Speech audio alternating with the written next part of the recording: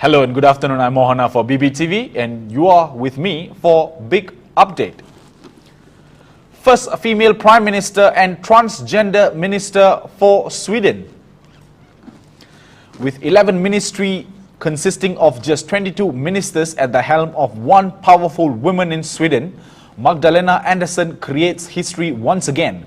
She's not just Sweden's first female Prime Minister, but she is now the only woman to become the first female Prime Minister twice.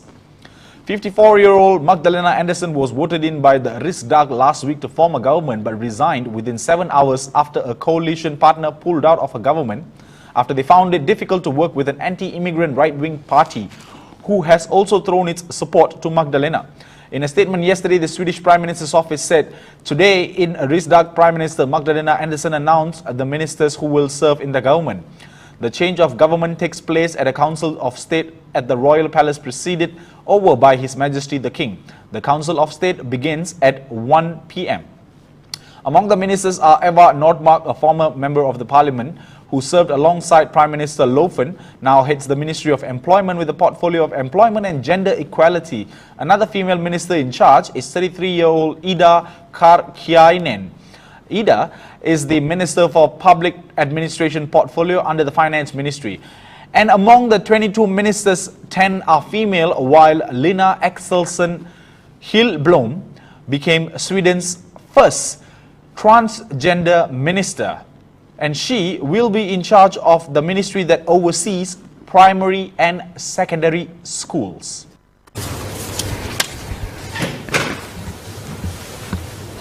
On the 3rd of August, I spoke in this House on the motion on empowering women. During my speech, I had shared an anecdote of a survivor of sexual assault. I was not present with the survivor in the police station as I described. The anecdote was shared by the survivor in a women's support group for women, which I was a part of. I did not share that I was a part of the group as I did not have the courage to publicly admit that I was part of it. I attended this support group because I myself am a survivor of sexual assault. I was sexually assaulted when I was 18, studying abroad. That assault has traumatized me till this day. The fear and shame accompanying sexual assault is extreme and long-lasting, as it has been and still is for me. Unlike the survivor whose anecdote I shared in this House, I did not have the courage to report my own assault. Yet, as a survivor, I wanted so deeply to speak up and also share the account I had heard when speaking on the motion, without revealing my own private experience. I should not have shared the survivor's anecdote without her consent, nor should I have said that I accompanied her to the police station when I had not. It was wrong of me to do so. To survivors of sexual violence, I hope that this does not deter you from reporting your assaults. In sharing an anecdote without consent, I disregarded the principle of consent in discussions around survivors, consent, and sexual assault. As a survivor myself, I feel this failure deeply. It is important for me to take responsibility for my actions, for my error of judgment, and to set the record straight. I wish to correct the record by retracting the anecdote that I shared on the 3rd of August, and I wish to apologize to the Singapore Police Force. Lastly, I want to apologize to the survivor whose quote I use, to the House, to my constituents, to the Workers' Party, its members, and volunteers,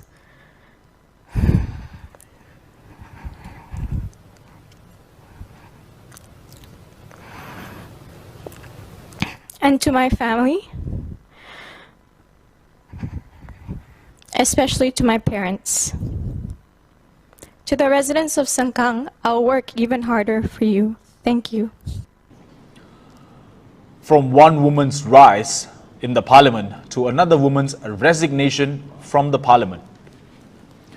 Singapore's Workers' Party, in a statement late yesterday, said a member of parliament for Sengkang GRC, Ms. Raeesah Khan of the Workers' Party, had resigned from the party at 8 p.m. last night.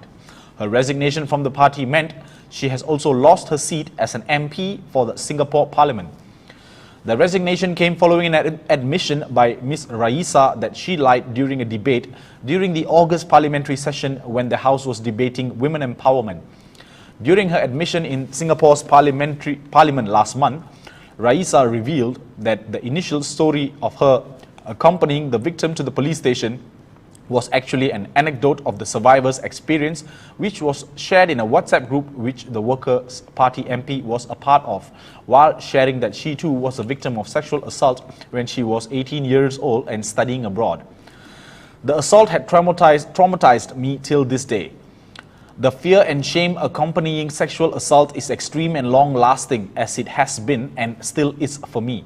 Unlike the survivor whose anecdote I shared in this house, I did not have the courage to report my own assault.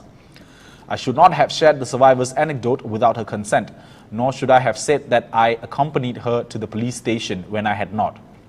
It was wrong of me to do so. To survivors of sexual violence, I hope that this does not deter you from reporting your assaults, the then MP said. Ms. Khan, in a letter to Speaker of Parliament Tan Chuan Jin, said she will continue to assist with the Committee of Privileges in its investigation into her breach of parliamentary privileges. The Workers' Party, in its statement yesterday, said the party will hold a press conference on Thursday, 2nd December, to provide more information on this matter and to share its plans to ensure that Sengkang residents, particularly in the Compassvale ward, continue to be cared for and represented. It's quite an unfortunate, yet a very good lesson taught to us by a parliamentarian from across the causeway in Singapore. Well, that is all the updates that we have for now. Don't forget to like, follow, share and subscribe to our social media pages, and most importantly, the bigbluetv.com portal. Until we meet again, I'm Mohana for BBTV. You have a great day ahead.